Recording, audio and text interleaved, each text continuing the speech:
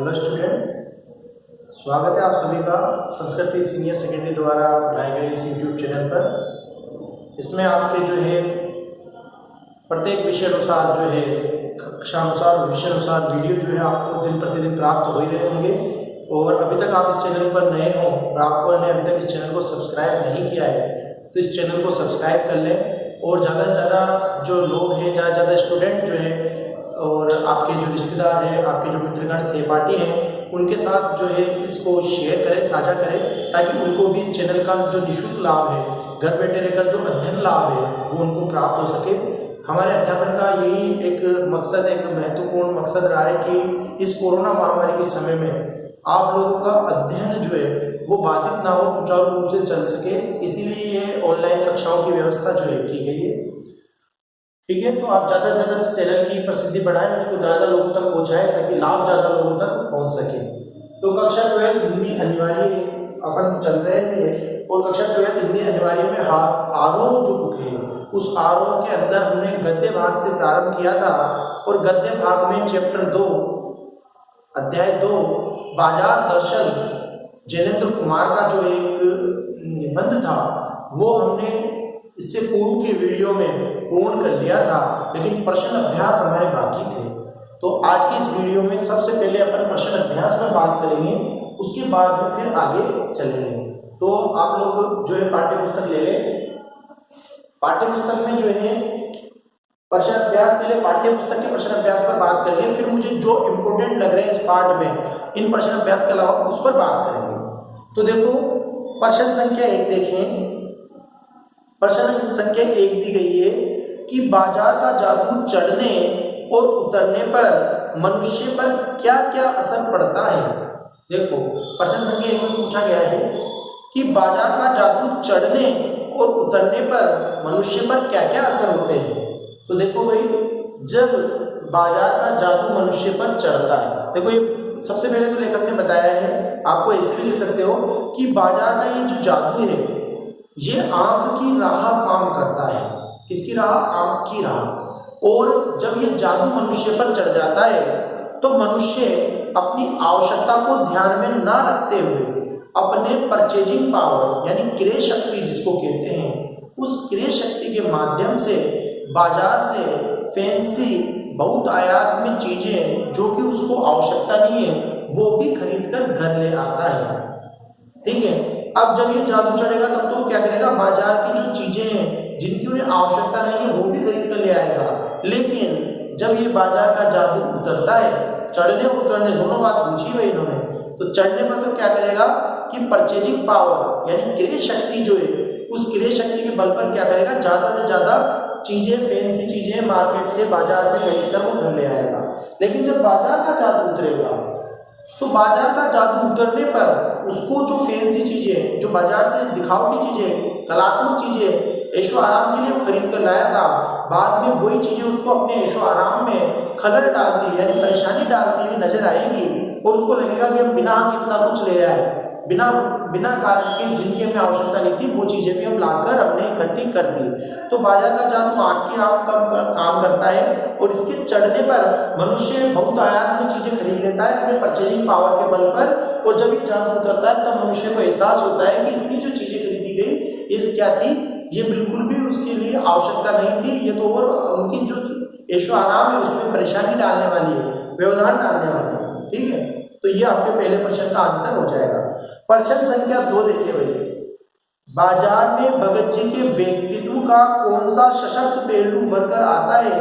क्या आपकी नजर में उनका आचरण समाज में शांति स्थापित करने में मददगार हो सकता है? देखो भाई, नंबर 2 बात कर रही है कि बाजार में, पाठ का नाम लिख देता हूं एक बार, है ना, मैं पाठ का नाम लिख देता हूं, बाजार दर्शन। ठीक है, अब इस बाजार दर्शन जो पाठ है इसमें बता रहे हैं कि बाजार में भगत जी का व्यक्तित्व का कौन सा सशक्त पहलू उभर कर सामने आता है। तो पहले तो इस प्रश्न का जवाब देना है। तो देखो ये कह रहे हैं कि बाजार में भगत जी के व्यक्तित्व का कौन सा सशक्त पहलू उभर कर सामने आया है। तो इस पाठ में बाजार दर्शन जो पाठ है इसमें भगत जी जो है उस भगत जी के व्यक्तित्व का पहलू जो सामने आया वो ये है कि वो बाजार जब जाते हैं तो अपने मन में संतोष के साथ जाते हैं और उनको अपनी आवश्यकता के बारे में पता रहता है। और जब व्यक्ति संतोषी स्वभाव से अपनी आवश्यकता के बारे में पता करके अगर बाजार जाता है तो बाजार का जादू जो है उस पर नहीं चलता है, यानी बाजार का जादू उसको प्रभावित नहीं करता है। तो ये उनका व्यक्तित्व का जो सशक्त हो यानी मजबूत पहलू है, ये हमारे पाठ में हमारे सामने आया क्योंकि वो निर्लोभी व्यक्ति हैं। क्या आपकी नज़र में उनका आचरण समाज में शांति स्थापित करने में मददगार हो सकता है? बिल्कुल। अब इस प्रश्न का आंसर देंगे तो हाँ बिल्कुल, पूर्ण रूप से हम इस बात से सहमत हैं कि हमारी नज़र में उनका जो आचरण था समाज में ये शांति स्थापित करने में मददगार हो सकता है, क्योंकि वो क्या करते हैं, समाज में सबके प्रति सद्भावना रखते हैं, केवल बाजार से अपनी आवश्यकता की जो चीजें हैं वही खरीद कर लाते हैं, दूसरी चीजों के प्रति उनके मन में आशीर्वाद भाव है, वो निर्लोभी और संतोषी प्रकृति के हैं, आवश्यकता की चीजें लाते हैं। और दूसरी बात जो उनका चूरन बेचने का जो काम है, 6 आने पैसे का चूरन बेचकर बाकी चूरन क्या करते हैं, निःशुल्क जो है बच्चों में बांट देते हैं, कभी फुटकर भाव पर नहीं बेचते, कभी जो है व्यापारियों को नहीं देते, कभी पेशगी ऑर्डर उन्होंने नहीं लिया। इसका मतलब क्या है कि वो बिल्कुल संतोषी स्वभाव के, और अगर ऐसे अगर व्यक्ति अगर होने लग जाए तो छल कपट की जो स्थितियां हैं समाज से वो समाप्त हो जाएगी। तो ये समाज में जब छल कपट समाप्त हो जाएगा तो समाज में क्या हो जाएगी, शांति की स्थापना हो जाएगी। तो बिल्कुल भाई ये बाजार उनका जो आचरण है वो समाज में शांति स्थापित करने में मददगार हो सकता है। ये बिल्कुल सही कथन है भाई, इसके अंदर ये बिल्कुल सही कथन दिया गया है भाई, ठीक है ना। चलो अगले में चलेंगे, अब अगले की तरफ बढ़ेंगे, अगला प्रश्न देखें, नेक्स्ट प्रश्न संख्या 3। अब प्रश्न संख्या 3 में क्या बताया वो देखेंगे, बाजारूपन से क्या तात्पर्य है, किस प्रकार के व्यक्ति बाजार को सार्थकता प्रदान करते हैं अथवा बाजार की सार्थकता किसमें। बहुत बढ़िया प्रश्न है भाई, इंपोर्टेंट लगाना है आपको, महत्वपूर्ण प्रश्न है, देखो बोर्ड की दृष्टि से बहुत अच्छा प्रश्न है। सबसे पहले इसमें 3 प्रश्न जुड़े हुए। बाजारूपन किसे कहते हैं, पहले तो बाजारूपन की हमें जो है बाजारूपन की हमें क्या देनी होगी, परिभाषा देनी होगी। तो मैंने अंडरलाइन भी करवाई थी आपको पाठ को पढ़ाते समय। हमें क्या बताना है कि जब मनुष्य अपनी आवश्यकता को ध्यान में ना रख के क्रय क्षमता के आधार पर बाजार से खरीदारी करता है तो बाजार को वो एक व्यंग्य शक्ति या शैतानी शक्ति प्रदान करता है ना। और ऐसी स्थिति में क्या होता है, जब ऐसी स्थिति आती है तो ऐसी स्थिति में बाजारूपन बढ़ने लगता है। बाजारूपन क्यों बढ़ने लगता है, क्योंकि ऐसी स्थिति में क्या होता है कि जब वो पैसे के बल पे खरीदेगा तो बाजार में वस्तुओं की कमी होगी और दुकानदार ज्यादा लाभ, जो विक्रेता और क्रेता के जो संबंध है, सद्भावी संबंध, वो समाप्त होने लगेंगे। दोनों एक दूसरे से क्या करने लगेंगे, छल कपट का भाव आ जाएगा दोनों के अंदर। दोनों एक दूसरे को ज्यादा से ज्यादा छल कपट के सहारे ले जो है एक दूसरे को लूटने का कोशिश करेंगे और परस्पर सद्भाव में कमी होने पर छल कपट बढ़ जाएगा। तो फिर उनके संबंध जो सुहृद अच्छे भाई वाले जो संबंध थे वो समाप्त हो जाएंगे और दोनों कैसे बन जाएंगे, ग्राहक बेचक का संबंध बन जाएगा जो एक दूसरे को लूटने के लिए उतार हो रखे। तो ये हो गया बाजारूपन, ठीक है, इसे बाजारूपन कहते हैं। अब किस प्रकार के व्यक्ति बाजार को सार्थकता प्रदान करते हैं, अब इसकी बात करेंगे। पैराग्राफ चेंज करके लिखेंगे, आप क्या लिखेंगे कि भगत जी जैसे व्यक्तित्व वाले लोग, किस प्रकार के व्यक्ति, भगत जी जैसे व्यक्तित्व वाले लोग बाजार को सार्थकता प्रदान कर सकते हैं। भाई कि भगत जी जैसे व्यक्तित्व जिन लोगों का है जो बिल्कुल संतोषी स्वभाव के हैं, जो बाजार से केवल अपनी आवश्यकता की पूर्ति खरीद कर लाते हैं और बाकी दूसरे सामानों के प्रति भी मन में आशीर्वाद भाव रहता है, ऐसे जो लोग होते हैं वो बाजार को सार्थकता प्रदान कर सकते हैं। अथवा बाजार की सार्थकता किसमें है, अब एक बात और पूछ लें कि बाजार की सार्थकता किसमें, तो भगत जी के व्यक्तित्व वाले लोग जो है वो बाजार को सार्थकता प्रदान कर देंगे, ये बात आपको समझ में आ गई। अब तीसरी बात की तरफ चलते हैं। तीसरी जो बात है उसमें क्या कह रहे हैं, तीसरे प्रश्न में कह रहे हैं, पैराग्राफ चेंज करके लिखेंगे कि बाजार की सार्थकता किसमें, भाई बाजार की सार्थकता है आवश्यकता के समय मनुष्य की आवश्यकताओं की पूर्ति करना, उसके काम आना, ये है क्या बाजार की सार्थकता। यानी बाजार का काम होता है मनुष्य की जो आवश्यकता है उसकी पूर्ति कर दे, उसकी आवश्यकता के काम आ जाए, ये है बाजार की सार्थकता। तो बाजार की सार्थकता इसमें है कि वो मनुष्य को उसकी चीजें जो है उपलब्ध कराता है। तो ये तीनों प्रश्न यहाँ पर एक ही प्रश्न में दे रखे हैं और महत्वपूर्ण प्रश्न है, बड़ा प्रश्न है, तो इसका बढ़िया अच्छे से जैसे मैंने बताया इस तरीके से आपको इसका उत्तर लिखना है। नेक्स्ट देखें, बाजार प्रश्न संख्या 4, बाजार किसी का लिंग, जाति, धर्म या क्षेत्र नहीं देखता, वे देखता है सिर्फ उसकी क्रय शक्ति को। इस रूप को वे एक प्रकार से सामाजिक समता की रचना कर रहा है। आप इससे कहां तक सहमत हैं? देखो भाई, ये बात तो ठीक है कि बाजार किसी के लिंग, जाति, धर्म या क्षेत्र को नहीं देखता है, ये बात तो सही है, क्योंकि वो सब पर बराबर रूप से प्रभावी होता है। वो ना तो स्त्री पुरुष देखता है, ना ही जाति धर्म देखता है, ना ही लिंग देखता है। तो वो क्या करता है, तो ये देखता है क्रय शक्ति को, यानी खरीदने की क्षमता, परचेजिंग पावर, क्रय शक्ति को देखता है। अब इस रूप से वो एक सामाजिक समता की रचना कर रहा है। आप इससे कहां तक सहमत है? देखो, हम इससे सहमत नहीं, वो सामाजिक संरचना, सामाजिक समता की कहां से रचना करेगा? उसको सामाजिक समता यानी सामाजिक समानता लाने से मतलब नहीं है। बाजार में तो उसको तो क्या कार्य है, वो तो चकाचौंध में फंसाकर, अपने बाजार की जो चकाचौंध है उस चकाचौंध में मनुष्य को फंसाकर उससे क्या करना चाह रहा है, ज्यादा से ज्यादा छल कपट के माध्यम से उससे क्या करना चाह रहा है, उसको आकर्षण में फंसाकर चीजें खरीदने के लिए मजबूर करने का प्रयास वो करना की कोशिश जो है वो कर रहा है। तो ये इसका अंदर आ जाएगा, ठीक है। अब चले आगे, प्रश्न संख्या 5, आप अपने तथा समाज से कुछ ऐसे प्रसंगों का उल्लेख करें जब पैसा शक्ति के परिचय के रूप में प्रतीत हुआ हो, जब पैसे की शक्ति काम ना आई हो। देखो, 2 प्रश्न पूछ लिए हैं, ये प्रश्न चाहो तो आप छोड़ देना, विशेष नहीं है, इसको छोड़ देना, लेकिन मैं बता रहा हूँ आपको, इसका आंसर मैं बताऊंगा, लेकिन फिर भी आप इसको छोड़ देना।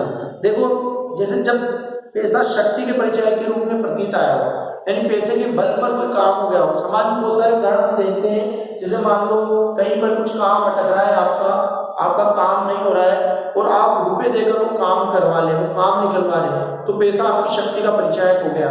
देखते हो ना, आज के समय में, वर्तमान समय में कहीं पर भी जाओ तो जो रुपये पैसे वाले आदमी होता है उसको कभी लाइन में लगने की जरूरत नहीं पड़ती, उसके लिए पहले अरे आइए सर आपको मिला, उनके लिए पहले करते हैं। तो पैसा शक्ति का परिचय होता है। लेकिन दूसरी बात, जब पैसे की शक्ति काम नहीं आई तो वर्तमान समय का एक उदाहरण ले लो कि कोरोना महामारी, आपने सभी ने देखा कि बड़े बड़े जो रुपये पैसे वाले जो लोग थे उनके पास में पैसों की शक्ति भी इस बीमारी में काम नहीं आई।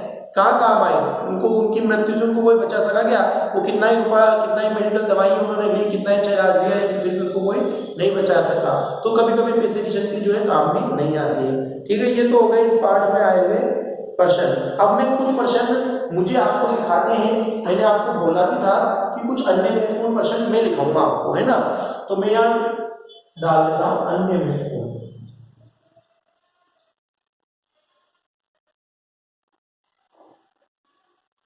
अन्य महत्वपूर्ण प्रश्न। ये 5वां प्रश्न तो आपको छोड़ देना है, ठीक है ना। और ये जो प्रश्न मैं बता रहा हूं ये कर लेने हैं, ठीक है। ये बहुत इंपॉर्टेंट है जो मैं आपको करा रहा हूं।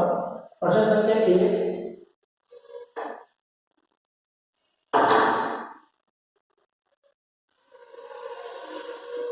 प्रश्न संख्या 1, इनका आंसर भी मैं बताऊंगा आपको बोल करके, यहां पर पूरा समझाऊंगा, फिर आपको कर लेना है। प्रश्न संख्या 1, निम्न पर टिप्पणी लिखिए।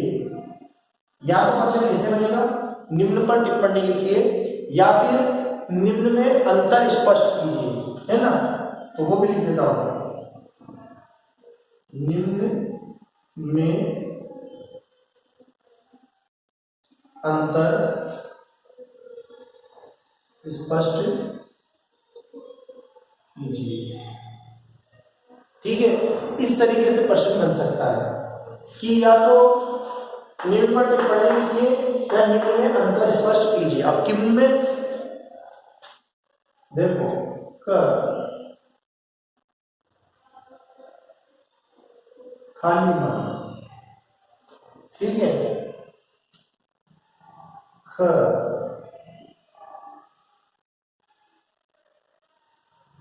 भरा मन, ठीक है। ग बंद मन। प्रश्न ऐसे आ सकता है कि निम्न पर टिप्पणी लिखिए। प्रश्न ऐसे आ सकता है कि निम्न में अंतर स्पष्ट कीजिए, ठीक है। प्रश्न उतार लेना है आपको ऐसे ऐसे, ये आपको जो है उतार कर अब इनके आंसर कैसे करने हैं वो मैं समझा देता हूँ। जैसे देखो, निम्न पर टिप्पणी लिखिए, 3 दे दिए मैंने, पहले खाली मन पर लिख लेना, फिर भरे मन पर लिख लेना, फिर बंद मन पर लिख लेना, ठीक है ना। ऐसे करके लिख लेना है एक एक को, या फिर अंतर स्पष्ट करो तो एक एक को लिख के अंतर स्पष्ट कर देना, जैसे कि आप दोनों में से करो, आपकी इच्छा है। लेकिन प्रश्न का आंसर करना है आपको, क्योंकि इनमें से किसी में भी पूछ लेते हैं या यूं पूछ लेते हैं कि खाली मन और भरे मन में क्या अंतर है, स्पष्ट कीजिए। ऐसे भी पूछ लेते हैं कि खाली मन और भरा मन में क्या अंतर है, स्पष्ट कीजिए। तो आंसर कैसे आएगा, इसका उत्तर कैसे आएगा? इसका उत्तर इस प्रकार से आ जाएगा, इसका उत्तर इस तरीके से ले लेंगे। खाली मन, जब मनुष्य बाजार जाए तो उसको अपनी आवश्यकता के बारे में पता नहीं हो। जब मनुष्य बाजार जाए और उसको अपनी आवश्यकता के बारे में पता नहीं है, उसको ये पता नहीं है कि उसे बाजार से क्या खरीदना है, मन में लक्ष्य निर्धारित नहीं है और बाजार चला जाता है, तो ऐसी स्थिति में बाजार का जादू उस पर चल जाता है और वो बाजार के आकर्षण में फंसकर वो बहुत सारी जो चीजें परचेजिंग पावर के दम पर वो खरीद कर ले आता है, क्रय शक्ति के दम पर, ठीक है। तो ऐसी स्थिति को खाली मन कहते हैं। और लेखक ने यह भी बताया है इस पाठ के माध्यम से कि अगर ऐसी स्थिति हो, खाली मन की स्थिति, तो इस समय में हमें क्या नहीं करना है, इस समय में हमें बाजार में नहीं जाना है, ठीक है। पहली बात क्लियर है। नंबर 2, भरा मन।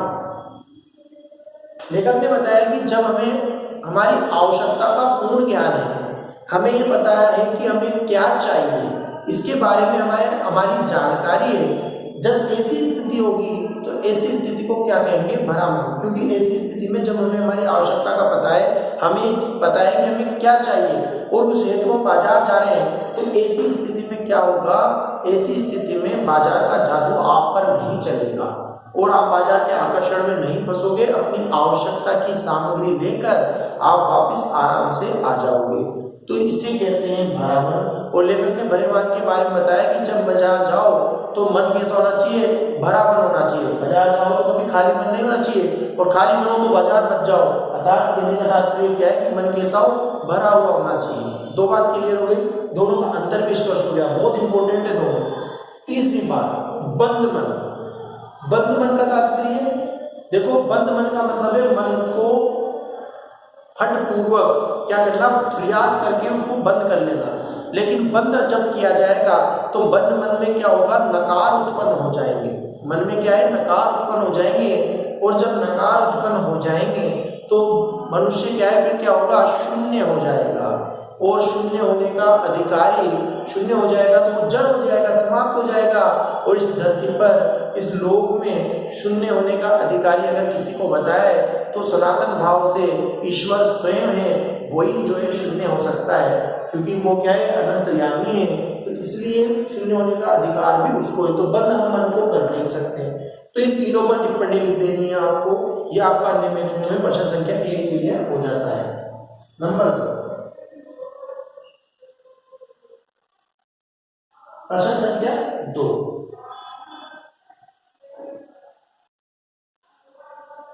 प्रश्न संख्या 2 में लिखेंगे आप लोग,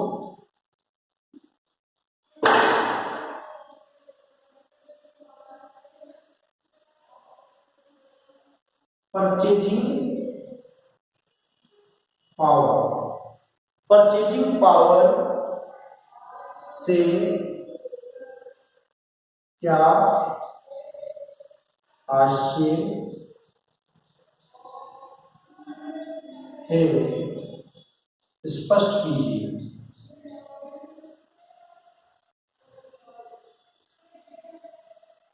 परचेजिंग पावर से क्या आशय है, स्पष्ट कीजिए। देखो, प्रश्न आया था, अपने प्रश्न है परचेजिंग पावर, हिंदी नाम है क्रय शक्ति। परचेजिंग पावर के नाम से आइए, इसको कहते हैं क्रय शक्ति, खरीदने की क्षमता। परचेजिंग पावर से क्या आशय स्पष्ट करना है। तो पाठ में जो आया है उस पाठ में आए उद्धरण के अनुसार परचेजिंग पावर का तात्पर्य है पैसों की शक्ति। जब मनुष्य अपनी खरीदारी अपनी आवश्यकता के आधार पर ना करके इसके आधार पर करे, धन के आधार पर करे, तो ऐसी खरीदारी को क्या कहा जाता है, परचेजिंग पावर कहा गया है। उसको परचेजिंग पावर, खरीदने की क्रय शक्ति, उसकी क्रय क्षमता को जो है कहा गया है। तो ऐसी शक्ति क्या कहलाती है, परचेजिंग पावर कहलाती है। बात समझ में आ गई होगी आपको, इसको लिख देना है डिस्क्राइब करके। प्रश्न संख्या 3,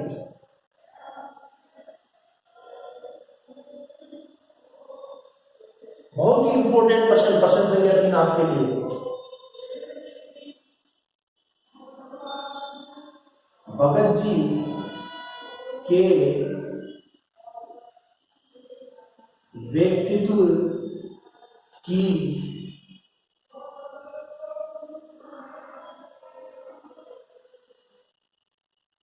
विशेषताओं का वर्णन कीजिए। बहुत इंपॉर्टेंट प्रश्न है भाई। भगत जी के व्यक्तित्व की विशेषताओं का वर्णन कीजिए। देखो भाई ये जो पार्ट है बहुत इंपॉर्टेंट पार्ट है। मैंने पार्ट प्रारंभ किया था तब भी बता दिया था आपको कि इसमें से डेफिनेट प्रश्न आएंगे, एक या एक से अधिक, लेकिन प्रश्न आएगा। तो देखो एक प्रश्न बनता है कि भगत जी के व्यक्तित्व की विशेषताओं का वर्णन करना है, यानी भगत जी के व्यक्तित्व में ऐसी कौन सी विशेषताएं बताएगी पाठ के अंदर जिनको आप बताएं। तो देखो पाठ के अंदर भगत जी के व्यक्तित्व की निम्न विशेषताएं बताई गई है। नंबर 1, संतोषी। भगत जी संतोषी व्यक्ति थे। वे 6 आने पैसे का रोजाना चूरन बेचते और बाकी चूरन जो है क्या करते, बच्चों में निःशुल्क बांटकर आ जाते थे। तो संतोषी स्वभाव था, कभी किसी को ज्यादा कमाने की उन्होंने कोशिश नहीं की। निर्लोभी, तो प्रश्न मतलब किसी में दूसरा पॉइंट आ जाएगा, निर्लोभी के व्यक्तित्व का विशेषता या पक्ष। तो निर्लोभी थे, निर्लोभी यानी वो लोभ नहीं किया करते थे, उन्हें लोभ नहीं था। अगर वो चाहते तो फुटकर भाव पर अपना चूरन बेच सकते थे। व्यवसाय का मुंह पकड़ते तो बड़े व्यक्ति पर बड़े अच्छे खासे अमीर व्यक्ति बन जाते। पेशगी ऑर्डर नहीं लेते थे तो उनको कैसे थे, निर्लोभी प्रकृति के थे।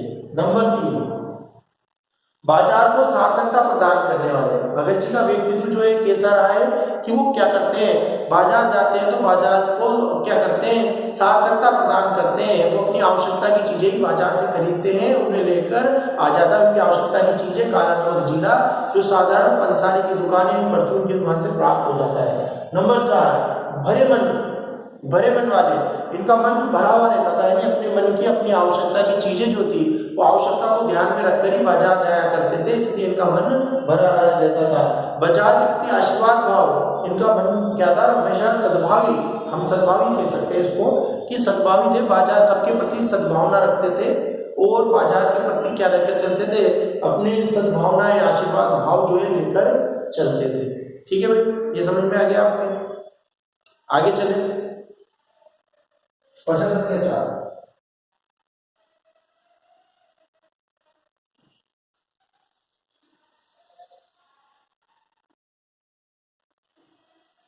बाजार का शास्त्र, बाजार का शास्त्र किसे कहा गया है। सबसे पहला प्रश्न तो क्या है, बाजार का शास्त्र किसे कहा गया है। इसको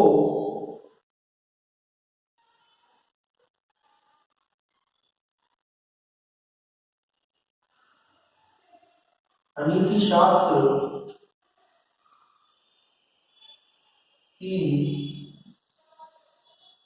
संज्ञा क्यों दी गई है। देखिए भाई एक और इंपॉर्टेंट प्रश्न हमारे सामने आ रहा है, बाजार का शास्त्र किसे कहा गया है, इसको अनीति शास्त्र की संज्ञा क्यों दी गई है। कि बाजार का शास्त्र क्या है, किसको कहते हैं बाजार का शास्त्र, और इसको अनीति शास्त्र की संज्ञा क्यों दी गई है। दो बातें अगर बतानी, 2 प्रश्नों का आंसर बताना है। पहला उत्तर, बाजार का शास्त्र अर्थशास्त्र को कहा गया है। बाजार का शास्त्र किसे कहते हैं? अर्थशास्त्र को, क्योंकि अर्थशास्त्र ऐसा है जिसमें बाजार के जो नियम हैं और बाजार में खरीदारी लेन देन इनका पालन पोषण, बाजार का पूरा पोषण किसके माध्यम से होता है? अर्थशास्त्र के माध्यम से होता है। तो बाजार का शास्त्र किसे कहा गया है? अर्थशास्त्र को कहा गया है। अब इसको अनीति शास्त्र की या मायावी शास्त्र की, प्रश्न ऐसे कह सकते हैं, अनीति शास्त्र की मायावी शास्त्र दे सकते हैं। तो सरासर औंधा भी कहा है इसको, सरासर औंधा कहा है, अनीति शास्त्र का है, मायावी शास्त्र का है।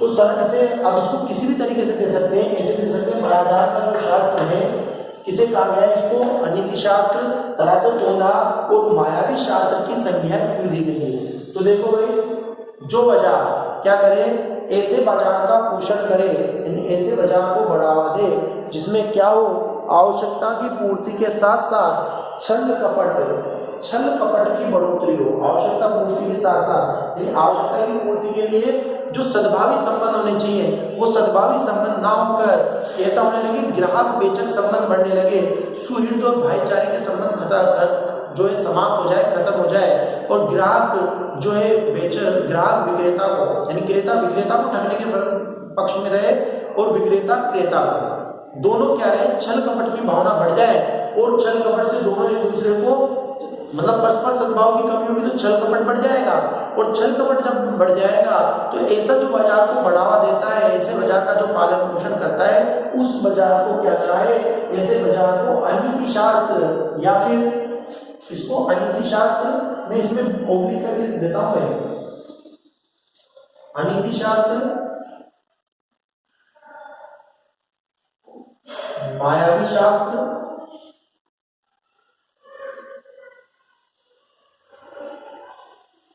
अनीति शास्त्र या मायावी शास्त्र, अनीति शास्त्र मायावी शास्त्र की संज्ञा क्यों दिए या सरासर औंधा क्यों बतलाया? तो ये इसका आंसर हो जाएगा, ये इसका उत्तर हो गया। ठीक है, ये प्रश्न हो गए हैं। एक प्रश्न और मैं आपके लिख रहा हूं, प्रश्न संख्या 5। देखो इसमें प्रश्न बन रहे हैं काफी, इसके अंदर बीच बीच से आपके जो है बोर्ड के लिए प्रश्न बनेंगे। इस पार्ट के अंदर बीच बीच में से काफी आपके बोर्ड के लिए प्रश्न बनेंगे, है ना।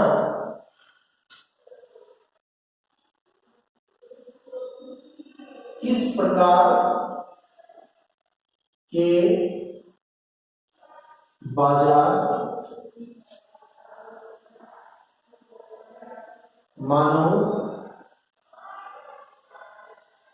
मानवता के लिए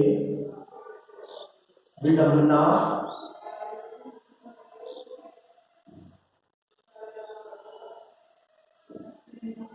देखो किस प्रकार के बाजार मानवता के लिए विडंबना है, तो देखो इसका उत्तर आ जाएगा कि ऐसे बाजार जो क्या करते हैं, मनुष्य की आवश्यकता की पूर्ति तो करते नहीं हैं, और क्या करते हैं, परस्पर क्या करते हैं, जब परचेजिंग पावर पर खरीदारी होती है, क्रय शक्ति के आधार पर खरीदारी होती है आवश्यकता के, तो क्या होता है, चीजों की बाजार में कमी होती है और बाजार में दुकानदार उनको क्या करता है, धन बढ़ा, मतलब उस पर रुपया बढ़ाकर धन इकट्ठा करने के लिए, ग्राहक को ठगने के लिए रुपया बढ़ाकर उसको रखता है और चमक धमक में ग्राहक को फंसाने की कोशिश करता है। चारों तरफ चमक धमक में फैलाकर ग्राहक को अपनी बातों में फंसाकर उसको खरीदने के लिए क्या करता है, उसको ललचाता है। तो ऐसी जो स्थिति होती है, इसमें क्या होता है, परस्पर सद्भाव की कमी होगी और छल कपट बढ़ेगी, और ऐसे बाजार क्या बनेंगे, छल कपट बढ़ेगा तो फिर जो है क्या बनेगी, बाजार के अंदर एक शैतानी शक्ति, व्यंग्य शक्ति जो है बाजार को देंगे, और इस प्रकार के बाजार मानवता के लिए विडंबना बन जाते हैं। और भाई काला बाजारी जो है वो भी क्या है, वो भी इसी से जुड़ी हुई है। काला बाजारी कैसे से जुड़ी हुई है कि जब बाजार में क्या करते हैं, कुछ चीज़ों का स्टॉक कर लेते हैं जो बड़े व्यापारी होते हैं, और फिर उस चीज़ की मार्केट में यानी बाजार में कमी होने लगती है। जब कमी होने लगती है तो उस चीज़ की जो है मांग बढ़ती है, और मांग जैसे जैसे बढ़ेगी फिर एकदम से उस चीज़ पर रुपया बढ़ा करके उसे बाजार में उपलब्ध करा दिया जाता है। इसी को काला बाजारी भी कहा जाता है। और एक प्रश्न जो है आपके इस संदर्भ में ये भी बन सकता है कि नोटबंदी के परिप्रेक्ष्य में देखते हुए, देखो नोटबंदी में कुछ समय पूर्व हुई थी, तो प्रश्न ऐसे बन सकता है कि नोटबंदी के परिप्रेक्ष्य में देखते हुए बाजार दर्शन पाठ जो है किस प्रकार से हमारे लिए उपयोगी है। तो नोटबंदी के परिप्रेक्ष्य में देखते हुए अगर हम बात करें तो बाजार दर्शन पाठ इस परिप्रेक्ष्य में हमारे लिए उपयोगी है भाई कि बाजार से हमें क्या करना चाहिए, बाजार से हमें आवश्यकता संबंधित जो चीजें हैं वो ही हमें खरीदना चाहिए और बाजार को हमें क्या करना चाहिए, सार्थकता प्रदान करना चाहिए, ताकि काला बाजारी और दूसरी जो चीजें हैं उन पर क्या लग जाए, रोक लग जाए और वो क्या हो जाए, आगे नहीं बढ़ पाए। ठीक है, तो इस प्रकार से ये प्रश्न थे कुछ इंपोर्टेंट, आपकी पुस्तक में से ही बीच बीच में से बनाए हैं मैंने ये प्रश्न, आपकी पाठ्य पुस्तक में ही बीच बीच में से बनाए थे मैंने प्रश्न, जो आपको कर लेने हैं भाई, आप सभी को इसके अंदर कर लेने हैं। तो आज के इस वीडियो में बस इतना ही, सभी प्रश्न कर लेने हैं। मैंने बताया जैसे ये बहुत इंपॉर्टेंट है, परीक्षा की दृष्टि से आपके बोर्ड में आ सकते हैं बहुत ज़्यादा चांस है। तो आज के लिए बस इतना ही, धन्यवाद, शुभ दिन।